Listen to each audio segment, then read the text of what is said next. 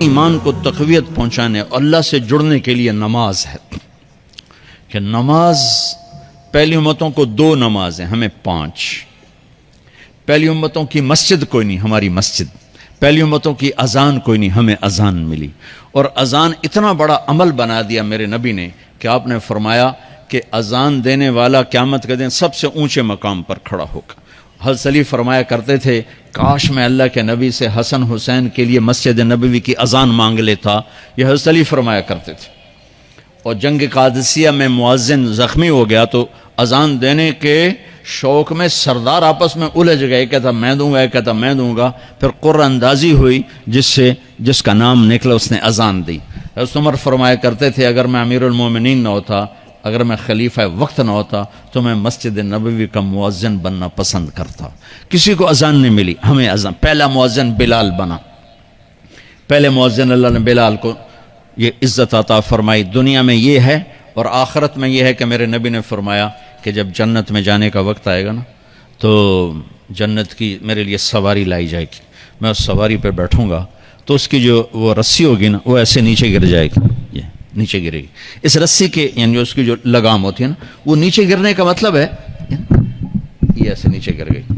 اب نیچے گرنے کا مطلب ہے کہ اس کی ڈرائیونگ میرے نبی نے نہیں کرنی، کوئی آنے والا ہے، کوئی ڈرائیور آنے والا ہے جو رسی پکڑ کے چلے گا، کوئی کوچبان آنے والا ہے جو اس کو پکڑ کے چلے گا۔ رسی کا گرنا ایک انڈیکیشن ہے کہ کوئی نصیب والا اب آئے گا۔ جب آپ کی سواری کھڑی ہوگی، رسی نیچے ہے تو اب سب کی گردنیں ایسے ہوں گی، کون سب قیاس کر رہے کون کون کون۔ اللہ کی طرف سے اعلان ہوگا بلال کو بلایا جائے، بلال بلال۔ تو بلال آپ کی سواری کی لگام پکڑیں گے اور آپ نے فرمایا کہ سب سے پہلے میں جنت میں جاؤں گا اور بلال میرے ساتھ ہوگا، میری سواری کی لگام پکڑے ہو جائے گا۔ تو ہمیں اذان ملی، کسی امت کو اذان نہیں ملی۔ ہمیں 5 نمازیں ملی، کسی امت کو نمازیں نہیں۔ 2 نمازیں، ایک فجر کی 2 رکعت، عصر کی 2 رکعت۔ باجماعت نہیں، ان کو اپنی کتاب یاد نہیں، ہمیں قرآن یاد ہے۔ میرے مدرسے میں ایک بچہ اب ماشاءاللہ امریکہ میں وہ پڑھا رہا ہے، اس نے 30 دن میں قرآن یاد کیا۔ صبح یاد کرتا تھا، شام کو تراویح میں سناتا تھا۔ میرے مدرسے کا بچہ ہے، صبح بیٹھ کے مغرب تک پورا ہے سپارہ یاد کر کے اور عشاء کو تراویح میں سنا دیتا تھا۔ اللہ نے میں ایسا قرآن دے دیا کہ 1 مہینے میں بھی یاد ہو جاتا ہے۔ 3 دن میں بھی ایک بزرگ نے یاد کیا، 3 دن میں قرآن یاد کیا۔ اللہ نے ہمیں قرآن کی دولت عطا فرمائی، پڑھنے کے لیے 5 نمازیں عطا فرمائی، تہجد کی نماز عطا فرمائی، اوابین کی نماز دی، اشراق کی نماز دی، چاشت کی نماز دی۔ نماز کے کتنے دروازے کھول دیے۔ اور میرے نبی کی آخری نصیحت تھی میری امت نماز نہ چھوڑنا، نماز نہ چھوڑنا، نماز نہ چھوڑنا۔ اور اس 14 صدی میں کوئی موقع ہے نماز چھوڑنے کا تو وہ میرے نبی کے نواسے کی کربلا کا ہے کہ جب ظلم بھی انتہا پر تھا اور مظلوم بھی اپنی آخری حدوں پر تھا، اور کائنات نے نہ ایسا ظلم دیکھا، نہ ایسے مظلوم دیکھے، نہ ایسی پاکیزہ ہستیاں دیکھی، نہ ایسے درندے دیکھے۔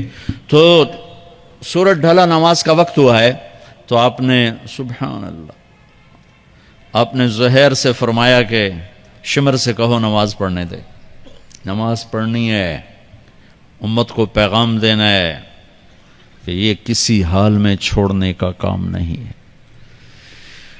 تو انہوں نے آگے بڑھ کے شمر سے کہا نماز پڑھنے دو، انہوں نے کہا نہیں نماز نہیں پڑھنے دیں گے، ہماری تلوار چلے گی۔ انہوں نے واپس آ کر کہا جی وہ کہہ رہے ہیں ہم جنگ نہیں روکیں گے، تلوار چلے گی۔ تو پھر یہ نہیں فرمایا اچھا چلو ٹھیک سر دیو، فرمایا اچھا آدھے نماز پڑھو آدھے جنگ کرو۔ آدھوں نے نماز پڑھی، آدھوں نے جنگ کی۔ پھر انہوں نے جنگ کی اور پہلوں نے نماز پڑھی، اور عصر سے پہلے سب کے سر کٹ کے نیزوں پہ چڑھ گئے۔ یہ وہ ہستیاں ہیں جن کو میرے نبی نے کہا میری آنکھوں کی ٹھنڈک حسن حسین، میرے جگر کے ٹکڑے، میرے جنت کے پھول، پتہ نہیں کیا کیا تشبیہات دی ہیں میرے نبی نے۔ اور جنت کے نوجوانوں کے سردار حسن اور حسین۔ اور پھر نماز نہیں چھوڑی۔ ان کو جنت کی بشارت تو ماں کے دودھ پیتے مل گئی تھی، کربلا کی وجہ سے نہیں ملی سرداری ان کو، وہ تو ان کے سر کا صحرا ہے الگ۔ ان کو سرداری جنت کے ملی ماں کا دودھ پیتے ہوئے کہ جنت کے نوجوانوں کے سردار ہیں حسن اور حسین۔ نماز نہیں چھوڑی میرے عزیزو، نماز نہ چھوڑ۔ اللہ کا شکر ہے، میں آپ بچوں کو دیکھ کے مجھے اپنا کالج کا دور یاد آ رہا ہے۔ ہمارے دور میں ایک نعیم الدین صاحب گورنمنٹ کالج لاہور میں تبلیغ کا کام کرتے تھے، اور وہ اکیلے ہی نماز پڑھتے تھے، کوئی نمازی نہیں ہوتا تھا، اور کسی لڑکے کی داڑھی نہیں تھی، کسی لڑکی سوا سے ایک نعیم الدین کی۔ اب ہر کالج میں جائے داڑھیوں والے بچے نظر آتے ہیں، ٹوپیوں والے بچے نظر آتے ہیں، کوئی لڑکی کے سر پہ دوپٹہ نہیں ہوتا تھا، کوئی ایجوکیشن تھی۔ اب لمز جیسی یونیورسٹی میں بھی لڑکیاں پورے برقعے میں ہوتی ہیں، حجاب میں ہوتی ہیں، نقاب میں ہوتی ہیں۔ جہاں برائی کا گراف اوپر گیا تو نیکی کا بھی اوپر گیا، جہاں برائی کا لیول اگر بڑھا ہے تو نیکی کا لیول بھی بڑا ہے۔ اتنا بڑا میری نسل کا مجمع اللہ کی بات سن رہا ہے، یہ اس دور میں کوئی تصور نہیں کر سکتا تھا۔